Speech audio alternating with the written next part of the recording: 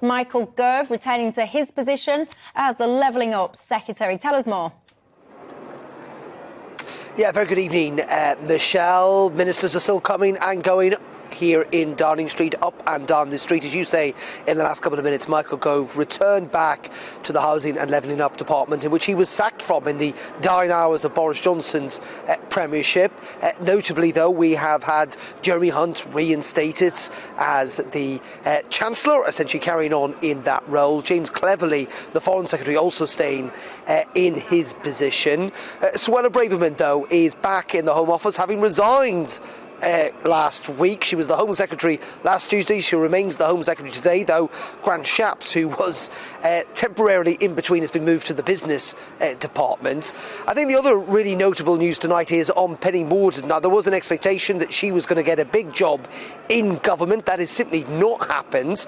She remains as leader of the House of Commons. I think she made it clear to allies that she did want to be Foreign Secretary, but it is felt, clearly by the Sunak camp, that was a step too far, and I'm not entirely sure her supporters will be very happy with that decision. But in the end, I think actually when you look around this cabinet, lots and lots of these people have served in positions before. Very few of them are new faces. An example, Dominic Raab, who was Deputy Prime Minister and Justice Secretary under Boris Johnson, is back being Deputy Prime Minister and Justice Secretary under Rishi Sunak.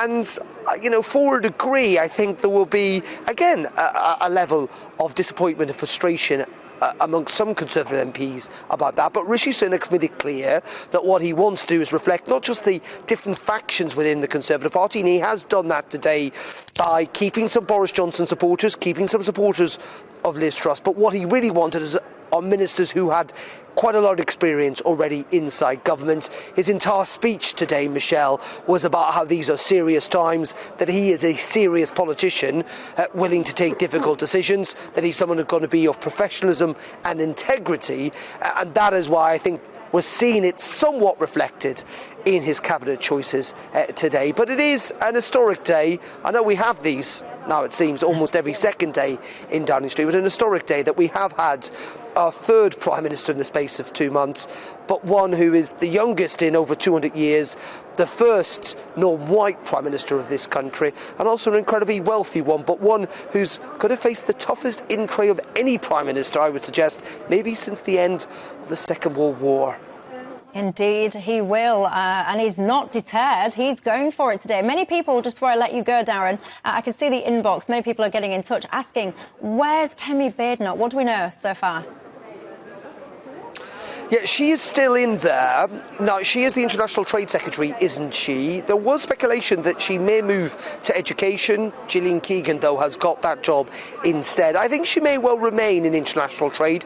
I think it's a bit of a strain on her family. She's got a young family. Obviously, international trade deals involve an awful lot of travelling, but I think she does quite enjoy it. We're going to have to wait and see, but she may well stay in that post. But she is definitely in the cabinet. And again, that is the kind of the depth and the spread with which Rishi Sunak is trying to achieve here. It was notable that both her and Suella Braverman at the weekend came in to row behind Rishi Sunak rather than Boris Johnson, and they've clearly been rewarded for that in this reshuffle today.